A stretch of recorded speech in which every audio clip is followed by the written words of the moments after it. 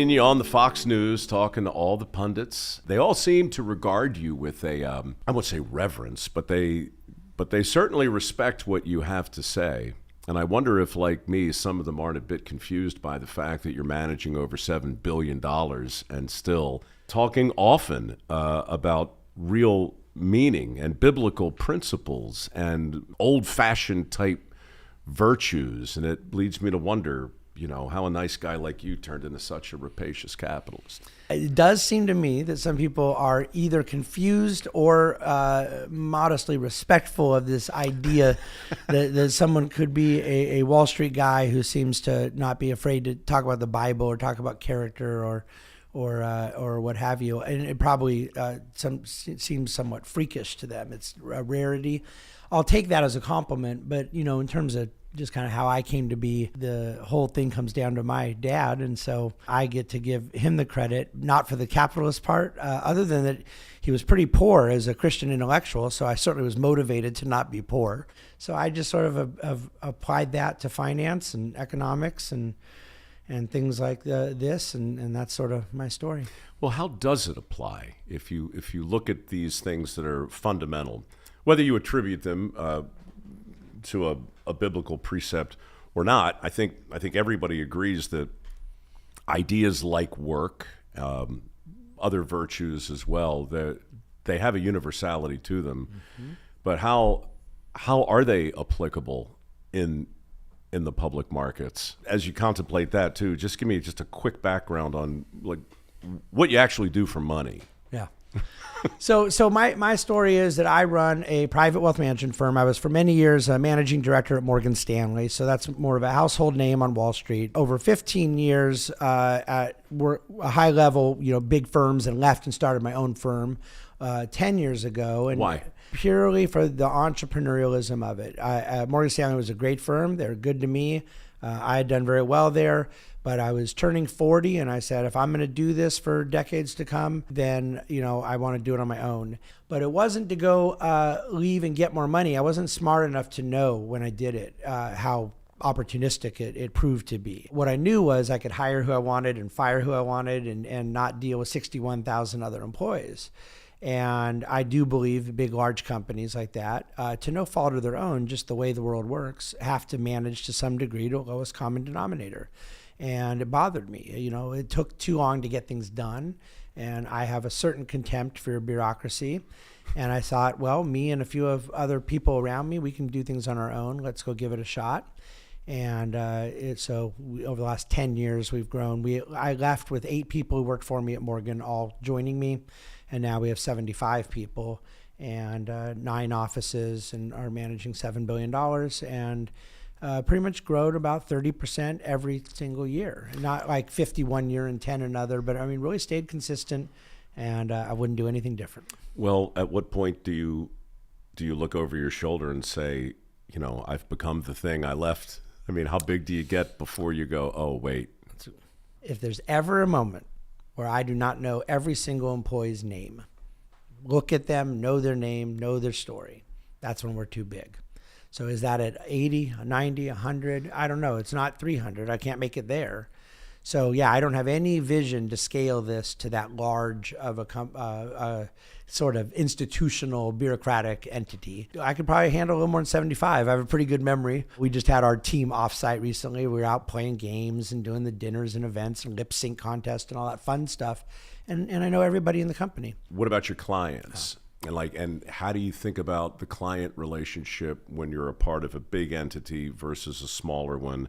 And do you have the same thought process in terms of familiarity, intimacy, and so forth? I very much do. And if anything, the way I feel about this issue with clients is informed how I feel about it with employees, not vice versa. So there's a sort of proximity and intimacy that is at the core value proposition of the advice business. There's a lot of things that can't be commoditized, and there's a lot of things that can't be scaled. Relationships are at the top of that list. At a very, very large organization, every client does become a number. I don't say that, though, as a moral judgment. It's just a reality. Sure. For us, what we say is basically we can keep growing, but not because advisors are taking on more clients, but because we'll have more advisors that are aligned with our philosophy, our belief system, But yeah, the entirety of it is based on a small number of clients per household. So people remember that 1990s movie Jerry Maguire, and he wrote that Manifesto. That it was all based on relationships and knowing your clients, all that. That's exactly how we view it. And we don't lose clients for that reason. I mean, we really value the intimacy of the relationship. I can't know 1,500 clients, but I can employ 25 advisors that each have 50 to 75 clients that they can all know. And then I can know all of my people. And that's how we've kind of done it. So I suspect we're in violent agreement on all sorts of stuff. Before we jump into the book, the real reason you're here is because of the sign over my right shoulder. All right, I said that out loud. I guess it was 16 years ago, maybe 17, right when we were starting this foundation. And some reporter asked me, "You tell stories, so who's the villain in your story here?" And my answer was, the villain is an idea that the reason we're all unhappy, to varying degrees it seems, is because of work. Work has become the punching bag. It's or something work adjacent. My boss, right? There's just somehow or another, and I don't know when, but it became not just fashionable, but almost expected to make work into the proximate cause of your discontent. Yep. And I hadn't thought too much about it, but it was the big lesson from Dirty Jobs, and it was the premise upon which MicroWorks was launched. So much of this makes me feel like a smart guy. I always love it when I run into people who have some science and, a bigger brain and the time to put some real thought behind some ideas that I have been clinging to. I'm not alone, am I? No, you're not. And it's not just that we have a general agreement. I mean, there's an alignment in our respective views on this that is extraordinarily tight for a lot of the same reasons and with a lot of the same cultural observations. There was a moment where it shifted. I have my own theories about what kind of caused some of it. And I think it was at different paces and different causation in different parts of the country. Broadly, I think you're describing has sort of created this narrative that work is weighing on people. And I think a lot of it is embedded in us being victims of our own success. As a society, people are living longer. I would think that's a good thing. We have more money. I would think that's a good thing. Has somehow combined together to have a lower view of the things that enabled those two conditions. So we bite the hand that feeds us to some degree. Interesting, the idea that living longer, I agree. The immediate thought is, well, that's nice.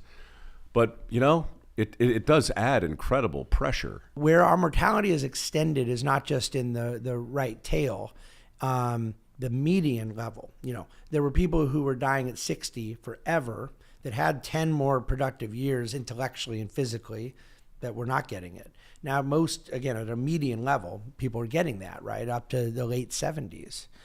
And we're voluntarily saying, well, I'm going to pretend I'm 104 when I'm 65, meaning voluntary removal from a productive place in society. Nick Eberstadt, by any chance? I love him. We quote him heavily in the book. So he's another one of those guys who wrote a book that made me feel like, oh, that's what I meant to say. He talks about, I think, what you're saying. You got 7 million able-bodied men in the prime of their working life who have affirmatively chosen to step away from work. What the heck does that mean? I believe the financial crisis, 2008, was a seminal moment of my adult life that in the history books. So right now we're too fresh to it to be able to say this. They haven't updated the chapters in history books yet. So 30, 50, 70 years from now, the way that we would have studied the Great Depression, people would be studying 2008. It was the moment at which a kind of extremist socialist became a mainstream politician with Bernie Sanders. It was a moment that created a populist angst on the left and the right. You could argue it years later kind of created Donald Trump in a lot of ways, or at least fertilized the soil that produced the moment for Trump. But I think that we were children of the 80s and 90s where free markets were just presumed to be efficient and morally good. Everybody seemed to be doing better. And wealth inequality has never really historically been a concern. when everyone's getting better together. Poor people don't mind rich people getting richer when poor people are getting richer. But when all of a sudden they feel that they're now getting poorer, then the divide becomes a bigger issue. And '08 just really hit us across the face with that. Then the labor participation force collapsed and it didn't recover. And it's all men. So what I do in the book is look at the 18 to 25 demographic and say, why are we tolerating this? Why do we think it's good that young adults are not entering the workforce and that we don't have part-time employment for teenagers and we don't think college students need to work a job anymore? And for those who don't go off to college, that we don't have trade schools or various, vocational endeavors. I don't think it's true that demographics drop in employment is irrelevant. I think it matters a lot. But then the one that no one can ignore is that ages 29 to 54, because then you have the no excuse, able-bodied men, whatever, and no one seems to know where they've gone. And so I was unable to answer it only as an economist. I had to answer it partially out of my own moral and cultural assessment that I think it's a byproduct of a declining spirituality, a declining hope. And unfortunately, it's a negative feedback loop. It feeds on itself. People are less hopeful that they can achieve a good life, so they go about doing the things that ensure they can't have a good life. So a self-fulfilling tautology, yeah.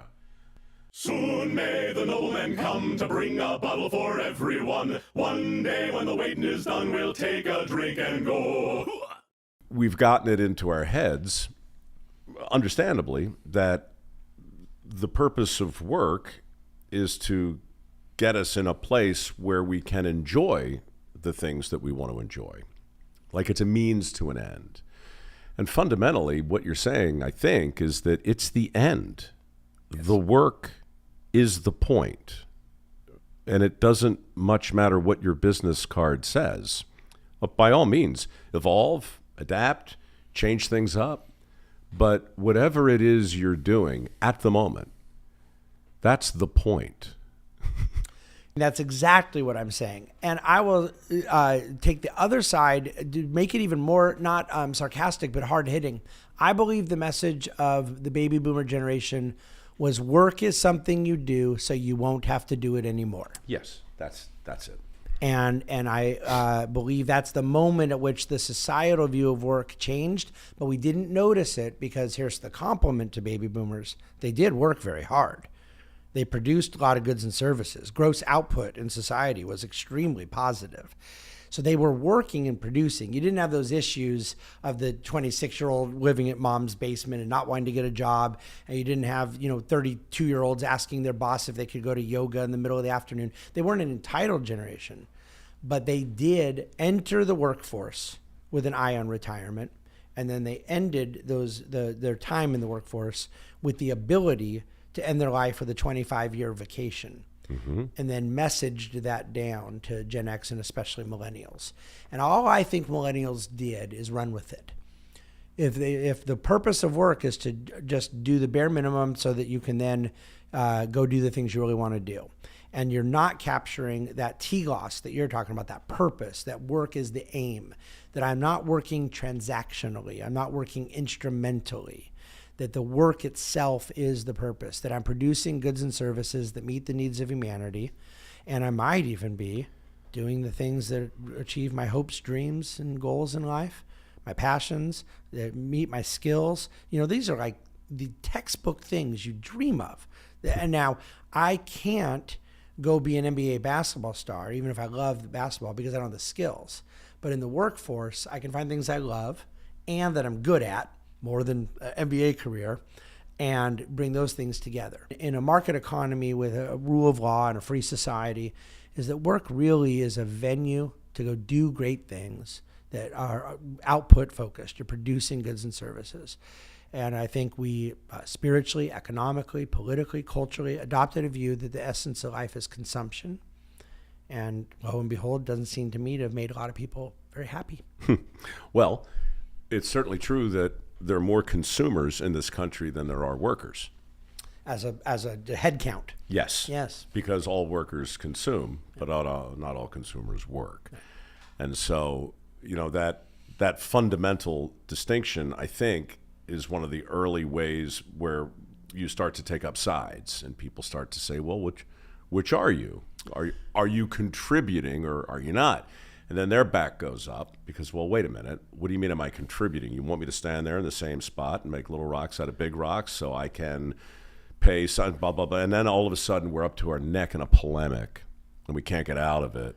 And now you have Reddit and a gajillion people who are just really, really, really angry at anybody in a blazer. There can't be more consumption than production, because what are they consuming if someone hasn't produced it? Right. So what that means is there are people sharing in a greater portion of the spoils, right? Mm-hmm. Now, traditionally, we would say that's a understandable thing. Some people are going to work harder. Some people are more ambitious. Some people are more skilled. There's different elements to it. And sure, some people get luckier. Okay, whatever it is. But the point being, production and consumption can't be disconnected, but producers and consumers are. So then how do we remedy that if we're really worried about wealth inequality? Well, apparently it isn't by focusing on math, because you would think the remedy to that is to create more producers. And we're not doing that. We're demonizing producers, and we celebrate consumption sans production, which is incoherent. Why do we do that? Well, I think that it comes from a covetousness. I think it comes from a godlessness, and I think it comes ultimately from a lack of understanding of the human person. When Bernie Sanders was pushing last year for this 32-hour workweek program, I remember him saying, we all just know that the economic man wants to be able to work less. And I remember thinking, well, I know people want to work less. That might be true. But I do not just know that. Right. And I do not believe all people want to. And I actually know a lot of people that get real excited to go do a week or two on a 2-week vacation, and on the third day, they're like, I got to get out of here. Yeah. And everyone needs to recharge their batteries, enjoy a little time at the beach, and look at a lake, and walk on the sand with your wife. All that's good stuff. But no, I don't agree that everybody is looking to just work less. That's endemic to the human person. I think that we are most fulfilled when we're producing. It generates self-worth. It generates self-esteem. Problems of despair, loneliness, alcohol abuse, drug abuse, people that have less friends. People, we say, oh, it's not good. People don't have the same level of friendships anymore. And then they want to move everyone out of working in a public place and have them go, right. All these 29-year-old guys working in an apartment by themselves, no friends, no girlfriend, this is the recipe for a good life. It's just depressing. How do you articulate these ideas, knowing, as I'm sure you do, that in spite of your faith, nobody wants a sermon, and in spite of your certitude, nobody wants a lecture? Yeah. Right? Especially the cohort to which you refer. Yeah.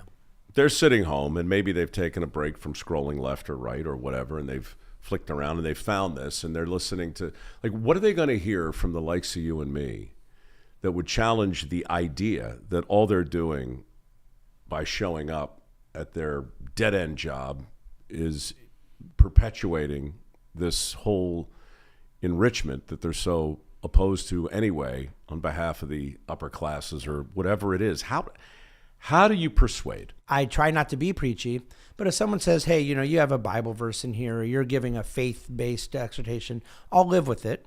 Mm-hmm. But I will say, I'm not doing it for the purpose of proselytizing. I'm doing it because I think there's a truth in the message I want to share. But the one thing I'm asking people to do is just ask some questions. Do you believe that some of the choices people have made, macro, the whole society, not picking on one person, that people seem happier? Because no one seems to believe that. That's one consensus view we have that's bipartisan, is that there is less contentment and that there's a greater angst. And I think a lot of this intensified after that financial crisis moment. Now, I'm totally open to the idea that some of it is house prices are too high, student debt's too high, that people feel a little misled, they don't trust the system. I get all of that. But what I'm suggesting is, would you be willing to listen to the stories of those that have focused on their own vocational endeavors, their own journey, ups and downs, and believe that they found a fulfilling life out of it? So I'm asking them to at least be open-minded to the idea that the one-off is not the person who's found a lot of meaning in work, that's the norm. Is there such a thing inherently as meaningful work? And also, since you brought it up, from a creationist standpoint, how important is creativity to meaning in work? Is there such thing as an errant in work that is meaning? Yeah. Well, I believe that work has meaning inherently when a worker is doing it and it is extended towards an object. So what I mean by this is Pope John Paul II had a wonderful encyclical about work in 1981 where he referred to it as a transitive activity. The subject of work is the worker, and that's where the meaning comes from, because the worker has dignity and purpose. But they're extending the work. If I'm just sitting here dropping rocks on the ground and picking them up, I'm not creating any value for anyone. So the work is when I'm extending my effort towards an object. That object is another human being. So it's a human serving a human and producing goods and services and painting a house and inventing an iPhone and providing financial services and creating a podcast and Picking up the rock, but rather than merely dropping it, arranging it in such a way that a wall begins to emerge. That's right. Carving it, building it, designing it, all those things.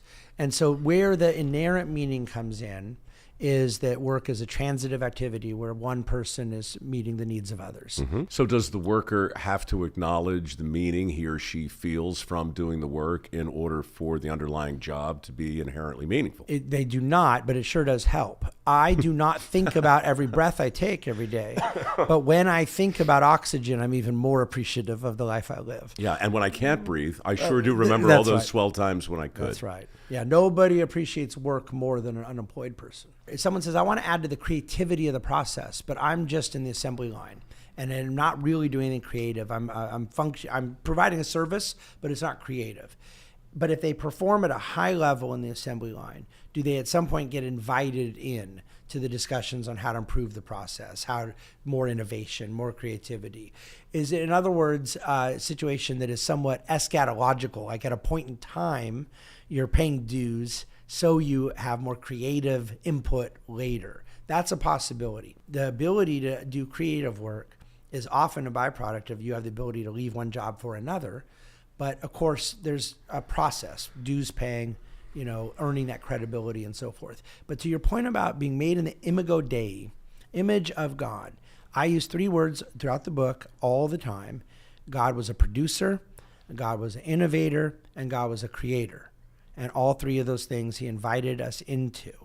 We don't get to create out of nothing. Only he could do that. But really, God's creativity was mostly a byproduct of creating raw materials to ask us to go do the really creative stuff. God didn't paint, but he sure gave us the ability to paint. The creative beauty of the world. He had to give us the ability to see beauty and and appreciate it and to create it. And I think that when we talk about the word creative, it can mean very different things to different people. I think that someone could be very creative artistically, the painting and appreciating a rainbow and things.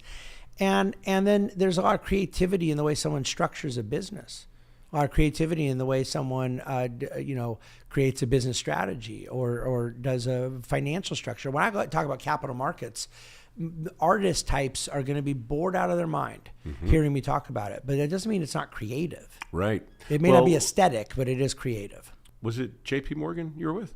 I was at Morgan Stanley. Morgan Stanley. Yeah. Okay.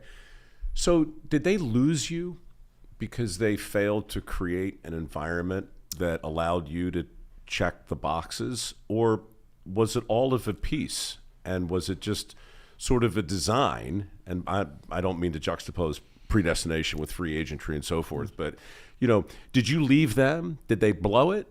Would you have stayed had they presented a more intriguing palette for you? Like all of economics, it's marginal. There's always more on the margin you could do, but structurally, if I was predestined to be an entrepreneur, there's only so much additional freedom they can give you when you're not an entrepreneur. You're not going to be an entrepreneur as a W-2 employee at a big company.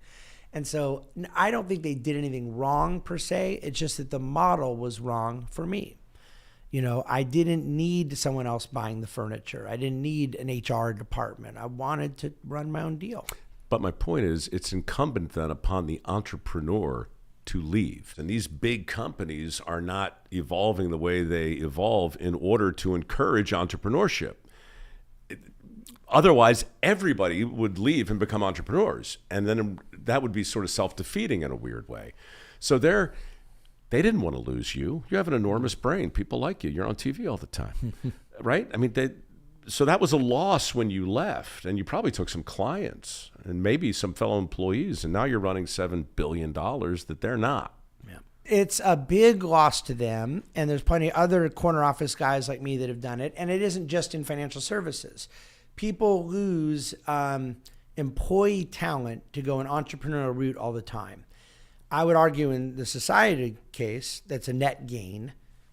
And in the case of that company, it's a net loss, right? They're losing something, and yet that person is now going to be something greater than they would have been inside the confines of that structure. So a win for society. And a loss for that company. What they ought to do is provide as much entrepreneurial freedom as they can without violating their own business model. What are the three things you mentioned again? The production, creativity, and innovation. Okay. And you used a Greek term earlier. Telos. Purpose. Most certainly, we all have a purpose, and I do believe that it's inherent in our image-bearing status. But I guess what I'm suggesting is that the human purpose is embedded in work, and that is the way God made the world. And that this goes against the kind of contemporary idea that the purpose of our existence is rather to enjoy a life of recreation or permanent leisure. I do not agree with that assessment. And in order to get to that state, we must endure a world of work from which we will eventually retire. The sooner the better. That's right. That's the premise. Why is there a telephone on the front of your book? The idea was a subtle call out of calling, that work is our calling. And then because I'm a 50-year-old Gen Xer, I wanted a little shout out to the old days of when we actually held a phone and called customers and called people, and there was a wire connected to it. And I knew it's funny, I know every single client's phone number by heart that I had before the iPhone came out.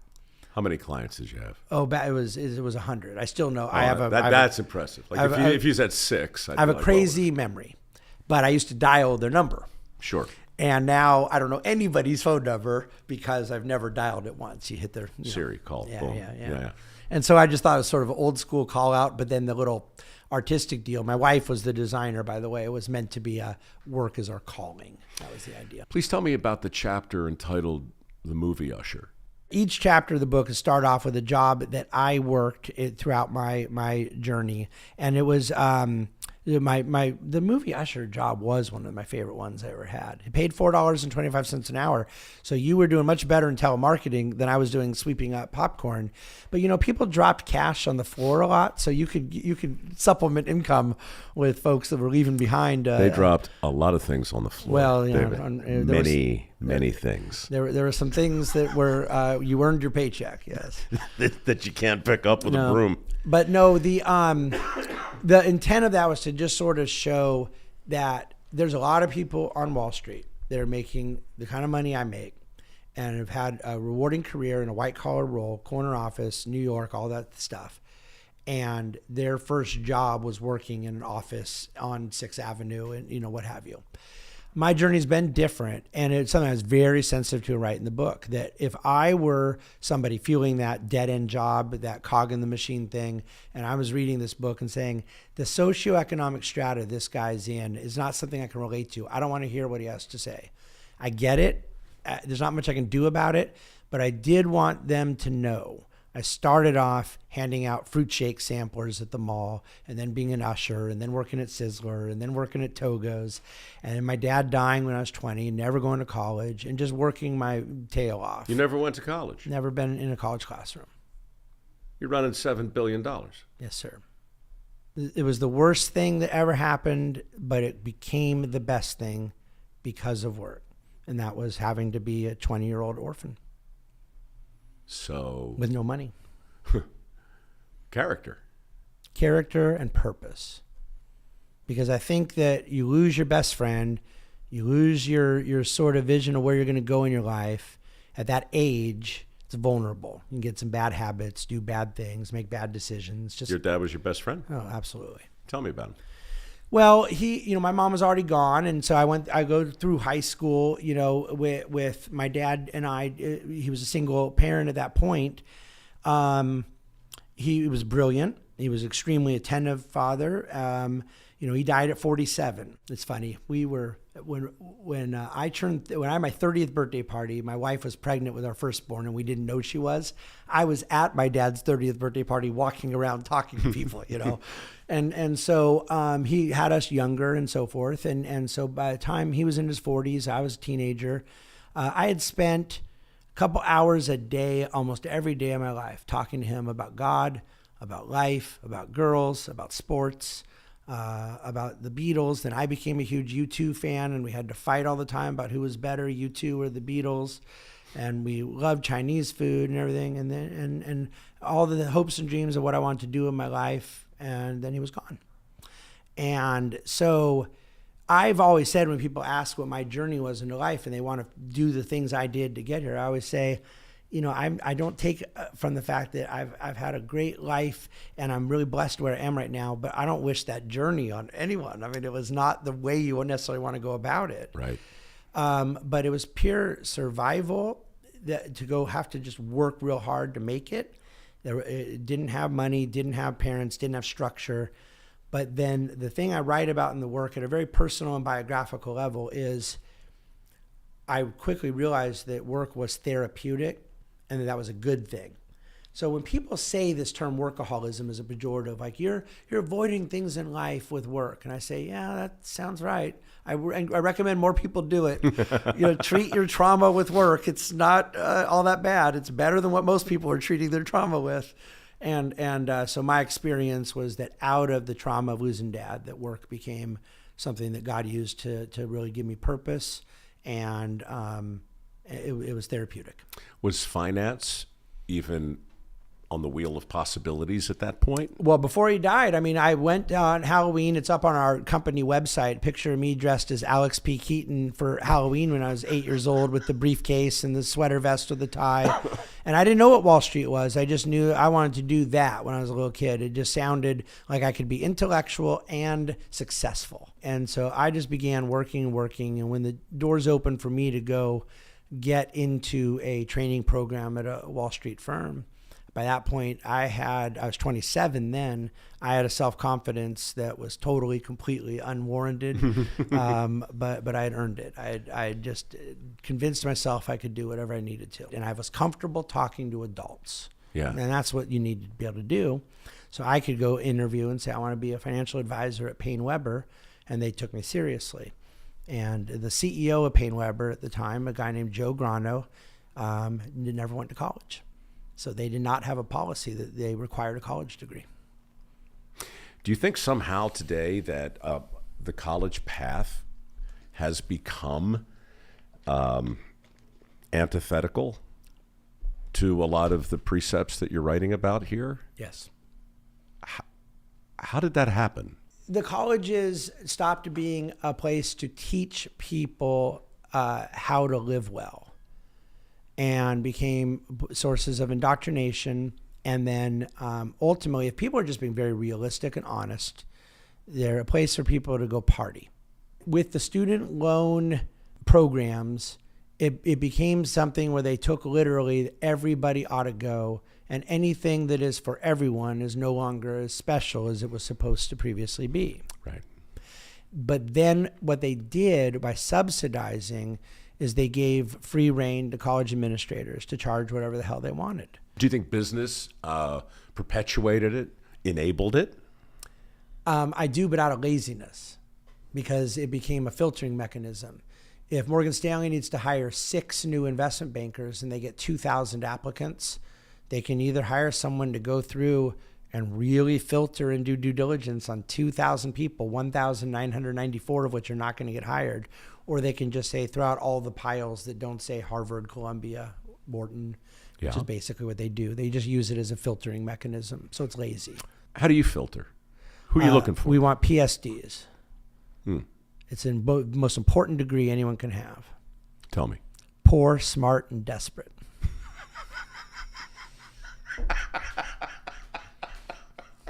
If they come in already comfortable, they're not hungry.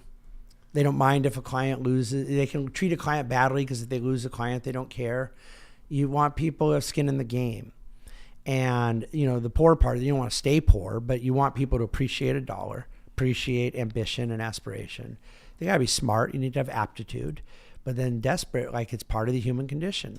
What's the difference between initiative and ambition? Well, I think ambition is the desire to achieve something. Initiative is the action you'll take to go about achieving it. Excellent answer. Even those who are employed now, employers are dealing with oftentimes a heavily involved. We still have about a 96% employment rate as defined, those who have jobs divided by the people who want them. So it's a very high employment rate, but there is a lot of people within that labor pool that don't have that initiative, they will go do the things you tell them that you spell out all the way through. But in terms of problem solvers, the sort of yes, I can attitude people, that's not at 96%. Right. It's at a much smaller percentage.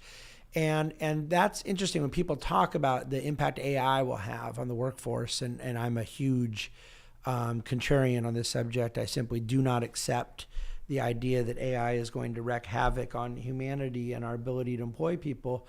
And one of the reasons is this very subject. I believe that there's a premium employers will pay for problem solvers. Yeah, people with virtue, but also people with initiative.